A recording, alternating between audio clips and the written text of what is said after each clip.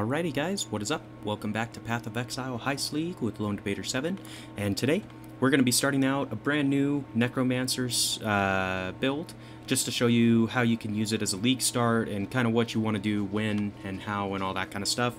What I would suggest, if you haven't done so already, go ahead and download Path of Building Fork, just because it makes it so much easier when you're following a build guide, because it will lay out what gems you need, what skills you need to take, and all those good things. I'm going to leave a link down in the description where you can download Path of Building, and I'm also going to leave the pastebin link to the build that I am utilizing, or that I've based my build off of.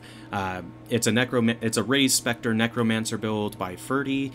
He's been playing forever, and I would say that this build is pretty damn good, and if you kind of follow along, you can definitely play along with this series. It'll show you how to do it. Kind of the way I want to do this is I want to do like an act at a time, if at all possible, or we'll kind of play it by ear, see how long the episodes get. But first things first, we're going to go ahead and hit create, because we're going to create a new character. Now you'll see this if it's your first time playing standard heist, hardcore heist. Now the difference between this, standard is just default game mode. I don't believe it has any of the league stuff put inside of it.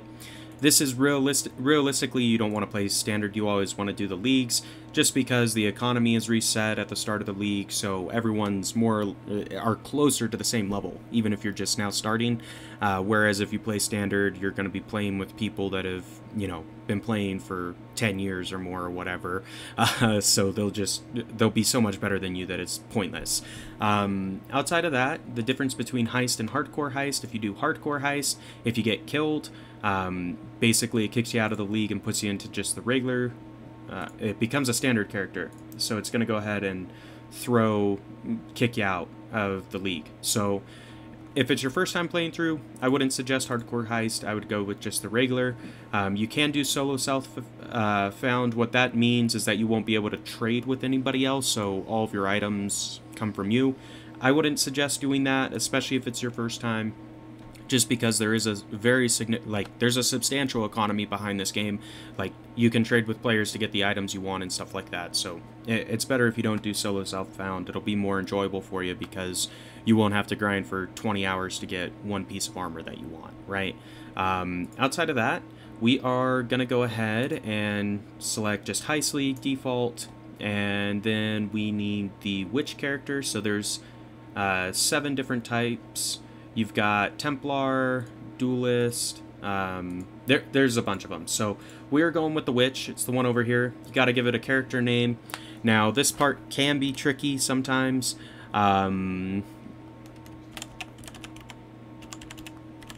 just going to see if this is available. So if it's not available, it'll tell you, so someone already has that name. Unfortunately, you can't use numbers. It has to be just letters. So I guess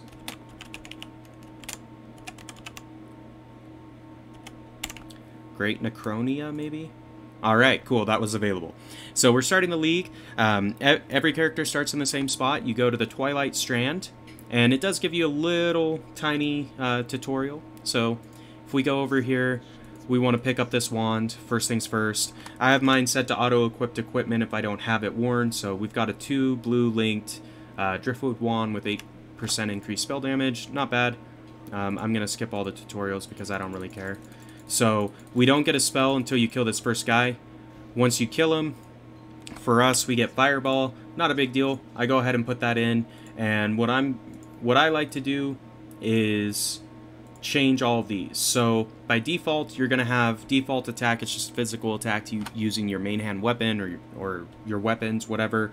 I turn that off and set it just to move only. That way you can continue moving without stopping to attack. And then for my main, I put whatever spell I'm going to be maining on bound to spacebar. By default, this is going to be right-click. The reason why I put it on spacebar is over time, if you push right-click, you are more prone to get carpal tunnel. You can change how your things are bound by pushing the O key for options. And then if you go to input, this is going to show you all your key bindings. So I've got them pretty much set up how I want already, but you might want to take a look at that if it's your first time. The other thing that's worth mentioning is you are going to want to get a loot filter. So I I normally pull mine just from Filter Blade is what it's called. I'll leave a link down in the description. If it's your first time running through, I would go either with a regular or a semi-strict filter, just so you can, you know, gather up the base currency items and stuff like that because you need it. After that, I have switched over to a strict filter that I just call sellables. I'm probably going to put this on semi-strict to start off with, just so... Or actually, I've got one specific for the heist launch, so I'm going to use that one, but I believe it's a semi-strict filter as well. The reason why you want to do that is if you don't have an item filter installed, there's so many items on the ground that it becomes difficult to see what's going on. Now, this first piece is pretty basic. You can fight all these enemies if you want. It's not really worth doing that. I do want to move these flasks around, though. Here we go. Okay. All you really need to do is go kill the boss. So if you go kill the boss, it will automatically take you up to level 2. So there's not really a point in killing all the little enemies that are on the map, unless you want to farm like some gear or something like that. But normally it's best to just go straight to the boss, which is going to be on the far end of the map. As you can see, there's a mini-map in the upper right. If you push the tab key by default, it'll put the map across your screen. You can adjust the transparency and all that noise if you want. I just don't normally worry. Like, I always have tab open just because it makes it better. The other thing that kind of makes this game different from some of the other dungeon crawlers that you've maybe played is it has a flask system. So flasks are used for restoring mana, health, and there's some that give you speed and other buffs like that. So flasks are going to become your best friend. If you can learn how to be effective at deploying your flasks, it's going to help you with basically everything else. So I'm going to take this wand so we can dual wield, take this. And I know I said I wanted to show you like a league start character. I do have a set of 20% move speed boots that I found on my other character. So I'm going to equip those just so we can run through the map a little bit quicker. You won't have those right off the bat, so just bear that in mind. Like, you won't have these shoes that I'm going to put on. But if we go over to our stash, you can access literally everything that's in here. So I'm going to put on these Wanderlust shoes just because they are better. 2 blues with a linked red. So once you get into town for the first time, you want to go talk to every single person that's in the town, and you will get access to a skill gem right at the start. So what I want to do is grab Freezing Pulse because it's a better skill than Fireball as far as like damage is concerned. So I swap those out and put Freezing Pulse on my space, clear that out. And then if you go over to Nessa, you can sell your Fireball. I'm going to sell this one. Or, well, why didn't that equip? We'll sell the shoes, whatever. And that'll give us a little bit of currency. Doesn't really matter. Like, we don't need the currency by any means, but if you dual wield, it increases your damage output because it increases how fast you are attacking by 10%, I believe. So we got our first skill point. If this is your first time in the tree, this can be super overwhelming because there's just so much shit here. For our build, we are going to go for the spell damage to begin with. So 16% increase spell damage. Cool. And what we're going to want to do is go out and continue playing the map. Now, there's 2 ways you can do this. As you can see, there's Mercy Mission, travel to the Tidal Island, and find the medicine chest.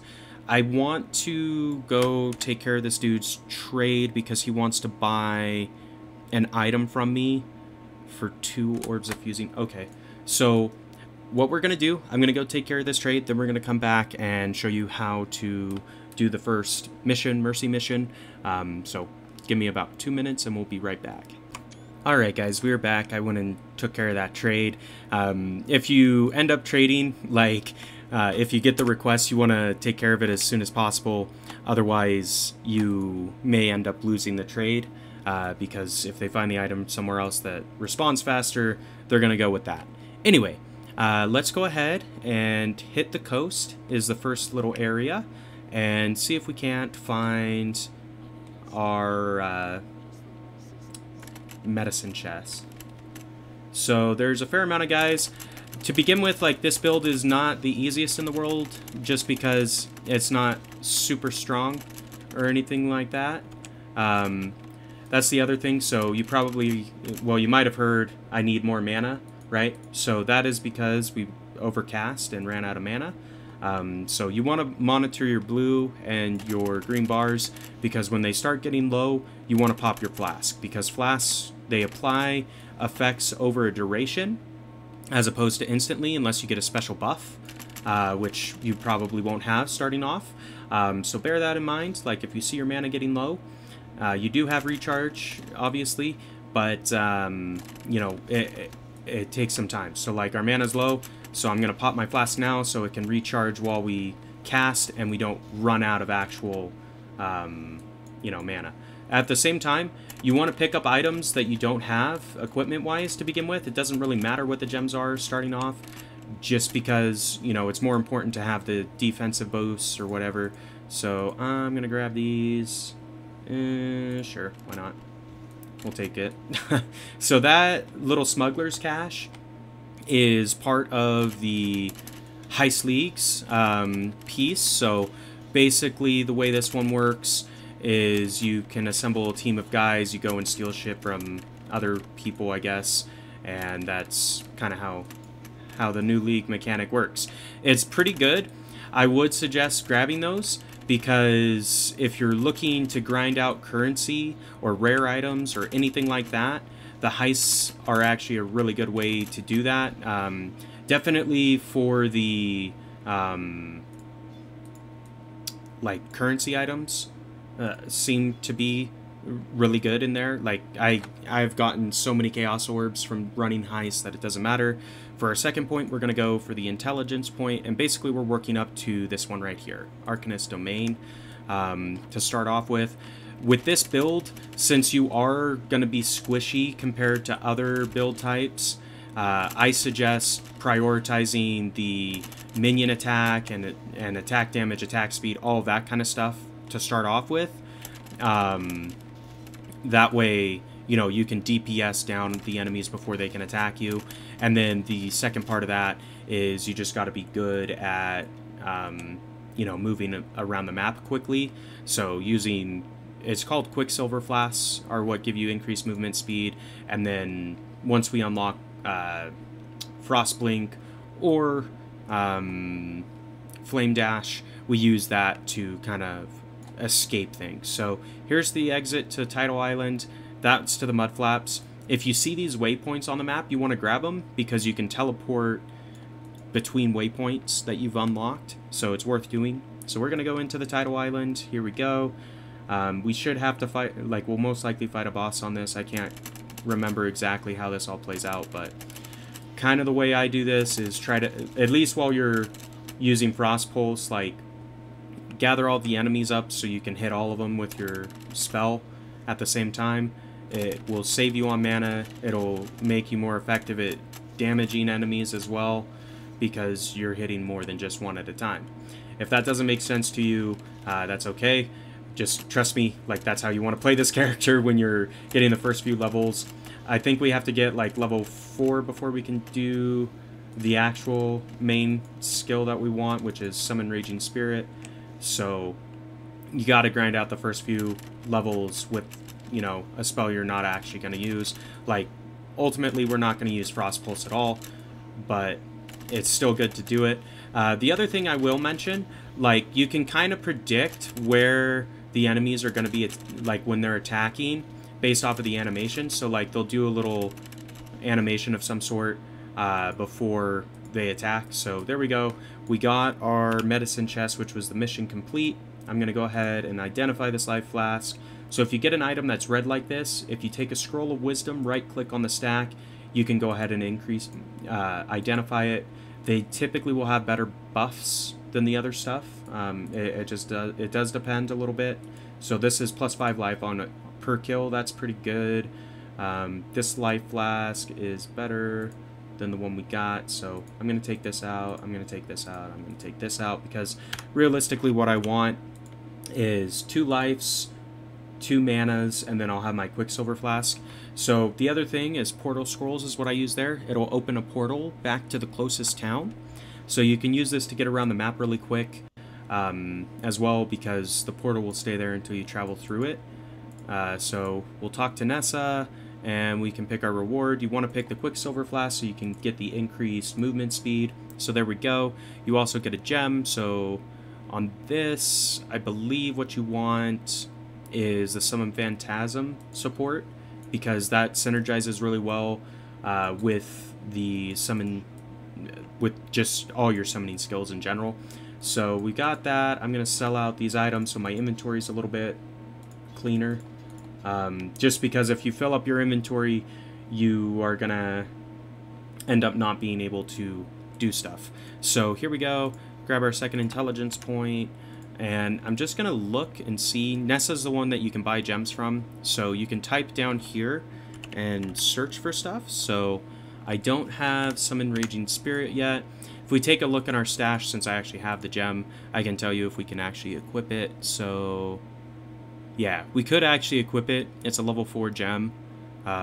So I don't want to do that, just because the idea of this is we're going to show you how to play this as a League start, so you won't have all these gems chilling in your inventory if you're playing from League start, right? You'll just have what you can buy and what they offer you. So now we've got this one, Dirty Job, enter the fetid pool. So we need to go to the Mudflats. The easiest way to get there, go to your waypoint, travel back to the coast waypoint, and the Mudflats is right down here. We are getting close to the 20-minute mark.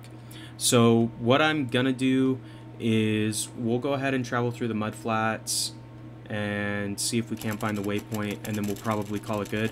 So with this one, what you need to do is find the 3 little bird nests. I think they're called Roras, is the technical name. These little jackasses right there. There's 3 of them on the map. You have to find all 3 in order to access the fetid pool, which is where we're trying to go, right? It's worth doing the side quests, so technically this is an optional quest, but you want to do it if you can, just because you will gain an extra passive skill point that you can apply anywhere, which becomes really helpful. So I need to readjust my flask because I normally have my Quicksilver on 3. That's just me. You can obviously organize them however you want. I'm also going to move that medium flask up to number 1 because it's better to use a medium life flask than a small one. So here we go. We're going to go ahead, clear out all these assholes real fast. Not too bad. I mean, Frost Pulse is a good spell. Like, don't get me wrong. It's just not what we're trying to do with this build. I'm also going to grab this wand because it has a blue link, or 2 blues linked with a red, which actually is one of the link combinations we need on our wands to implement the build. So this is what I'm talking about, the Rora nest. So if you click on this, you'll get a glyph. There's 2 other glyphs we need to find in order to unlock... I don't know if it's actually unlocking the fetid pool, but you need to find them. They will be marked on the map with the little exclamation point, so you can find them relatively easily. You just kind of gotta explore a little bit, and it's not a bad thing to explore either and, you know, clear out all these enemies because it'll level you. The only thing I will say on that is it's more important to get through the quests as opposed to spending the time to, you know, 100% clear the map or whatever, just because as you increase your depth into the quests and the main line, it's going to increase the amount of experience you get from attacking the enemies and defeating them, so you'll level up faster. With that being said, so that goes to the fetid pool, but I believe we've got all of the glyphs, so I want to clear them out of my inventory because they do take up a fair amount of space. So if you're gathering a bunch of items, like, you want to have an empty inventory as much as possible so you can actually, you know, carry stuff. So there's a strange glyph wall. You put in all 3 glyphs and it will open up the submerged passage. If we go inside of that, right here, we will get a waypoint, and we can use this to travel to and fro. So I'm going to go back to Lion Eyes Watch. I'm going to sell out my stuff, and then I think we're going to call the episode here for today.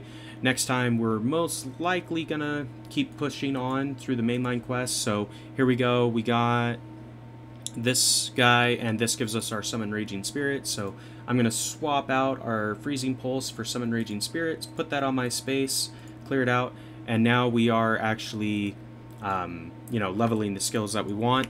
The other thing I will mention before we go, we got Frostblink as a quest reward. I would suggest putting that in. And the other thing I would suggest is, as opposed to assigning it its own key, if you put it on your move and have always attack without moving turned on, like this, basically it will give you a little speed boost periodically on cooldown. It'll auto cast Frostblink, which basically puts like a... I'll show you how it works real fast. Here we go. So if we go to the Submerged Passage, you'll randomly like jump forward like that, which really helps increase your speed of getting through the map. One of the biggest things with Path of Exile is your clear speed and how fast you can get through levels, because if you are agile and able to move around really quick, it's harder for enemies to kill you. Anyway, with that being said, we have made it to level 5 on our Necromancer build. We have to go through to the Flooded Depths and kill the Dweller of the Deep. That's optional. Or we go to the Fetid Pool and kill all the stuff there, and that's also optional. Doing the optional quests, like I said, it's not bad. You get extra passives, but they're not required, so it's more important to get through the map. I believe it is you. Yeah, so if you click on you, it'll show you kind of the way you go. I believe the Submerged Passage takes you up to the... Or, well, I want to say the Submerged Passage takes you up to the ledge is where you're going. Or the cliffside, whatever they call it. And that's kind of where you want to head for, because the farther along you progress on the main line, the better enemies you get access to as far as like level is concerned, the more experience you can generate, and therefore you can level up faster. But guys, if you enjoyed the episode today, be sure to like, comment, subscribe as always, and until next time, this has been LD7, and we will see ya.